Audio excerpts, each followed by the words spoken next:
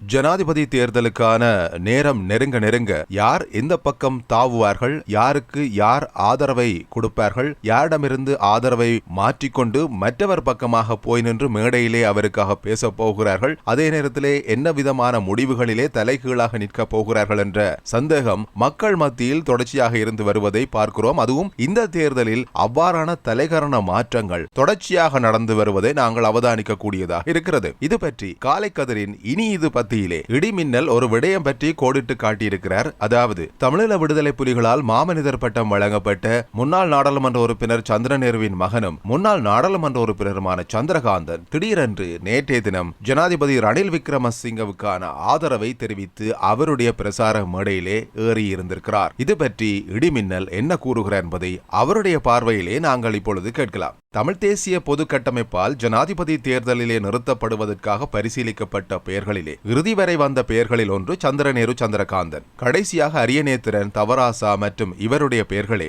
தெரிவுக்காக பரிசீலிக்கப்பட்டன. அதிலும் தமிழ் மக்கள் கூட்டணி கட்சியின் தலைவர் விக்னேஸ்வரன் இவரை பெரிதும் விரும்பினார். பொது வேட்பாளராக அவரை நிறுத்தும்படி பொது கட்டமைப்பினரை அவர் வருந்தி கேட்டிருந்தார். ஆனால் ஒற்றுமை என்று கூறிக்கொண்டு கட்சிக்குள்ளே இருந்த ஒற்றுமையையும் சீர்குலைப்பதையே குறிக்கோளாக கொண்டிருந்த பொது கட்டமைப்பினர் இறுதியிலே தமிழரசு கட்சியின் மத்திய குழு உறுப்பினர் அரியநேத்திரனை வேட்பாளராக தெரிவு செய்தனர். நல்ல வேளையாக குறிக்கோளில் குறியாக இருந்ததனால் அவர்களின் தலை தப்பியது. ஏனென்றால் அவர்களால் பொது வேட்பாளருக்காக இறுதி வரை பரிசீலிக்கப்பட்டவரான சந்திரகாந்தன் சந்திரநேரு நேற்று ஜனாதிபதி ரணில் விக்ரமசிங்கவுக்கு ஆதரவு தெரிவித்து அவரது மேடையில் ஏறியிருந்தார். அம்பாறையிலே நடந்த கூட்டத்தில் தான் இந்த கண்கொள்ளா காட்சி அரங்கேறியது. தன்னை பொது வேட்பாளராக தெரிவு செய்தால் பொது கட்டமைப்பினர் சொல்கிறபடியெல்லாம் ஆட முடியாது, குறிப்பாக தமிழ் தேசியம் என்று கூறிக்கொண்டு வேட்டி சட்டையெல்லாம் போட முடியாது, தான் தானாகவே இருப்பேன் என்று சந்திரகாந்தன் தன்னெழுச்சி காட்டப் போகவே இவரை நம்மால் கையாள்வது முடியாத காரியம் என்று பொது கட்டமைப்பினர் மெல்ல ஒதுங்கி இருந்தார்கள். சந்திரகாந்தன் முன்னாள் நாடாளுமன்ற உறுப்பினர் சந்திரநேருவின் மகன். அப்பாவின் மறைவுக்கு பின்னர் அம்பாறை மாவட்டத்துக்கான நாடாளுமன்ற உறுப்பினராக இருந்தவர். சந்திரநேரு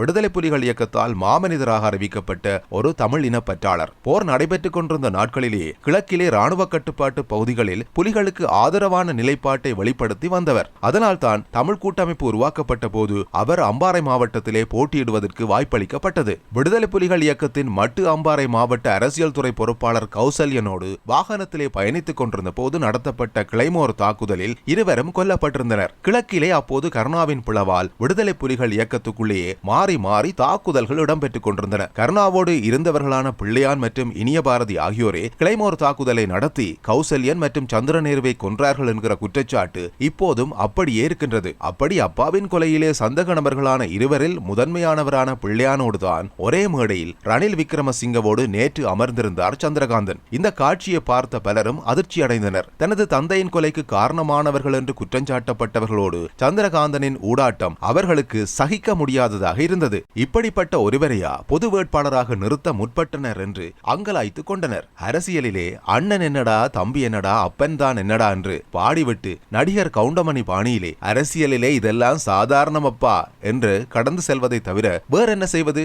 இப்படி சொல்லியிருக்கிறார் இடிமின்னல். அவர் இதே பத்தியிலே இன்னும் ஒருவர் பற்றியும் ஒரு முக்கியமான விடயத்தை கொண்டு வந்திருக்கிறார். தமிழ் பொது கட்டமைப்பினுடைய பொது வேட்பாளராக இருக்கின்ற அரியநேத்திரன் பற்றிய விடயம் அது. அடுத்து வரும் நாட்களிலே கிழக்கிலே தன்னை வைத்து செய்வார்களோ என்று அரியத்தாருக்கு அச்சம் பிடித்துக் கொண்டுள்ளது. நேற்று செய்தியாளர்களை சந்தித்து தனக்கு எதிராக இன்னும் சில தினங்களிலே அல்லது தேர்தலுக்கு முதல் நாளில் தன்னை பற்றி துண்டறிக்கைகள் வெளியிடப்படலாம் என்று சொல்லியிருக்கிறார். தான் தேர்தலிலே இருந்து ஒதுங்கிவிட்டேன் என்று கூட துண்டறிக்கைகள், காணொளிகள் வெளியிடப்படக்கூடும் என்றும் அவற்றையெல்லாம் தமிழ் மக்கள் நம்ப வேண்டும் என்றும் அவர் கேட்டுக்கொண்டுள்ளார். இதை யார் செய்ய போகிறார்கள் என்று அவர் தெளிவுபடுத்தவில்லை. சொந்த மாவட்டத்திலே உள்ள மற்ற அரசியல் கட்சிகளா அல்லது பொது கட்டமைப்புக்குள்ளே இருக்கும் கட்சிகளா இவ்வாறு செய்ய போகின்றன என்பதை அவர் தெளிவுபடுத்தவில்லை. இருந்தாலும் தமிழ் மக்கள் குழப்பமடைய தேவையில்லை என்றும் விருப்பு வாக்கு விருப்பத் தேர்வு என்கின்ற விடயத்திலே பலர் மக்களை குழப்பமடைய செய்து வந்தாலும் மக்கள் சங்குக்கு மட்டும் புள்ளடியிட்டால் போதும் என்று அவர் கேட்டிருக்கிறார். சங்குக்கு போட்டாலும் இரண்டாவது விருப்பு தெரிவை ரணில் விக்ரமசிங்கவுக்கு வழங்கினால் நல்லதென்று டெலோவின் செயலாளர் ஜனா எனப்படும்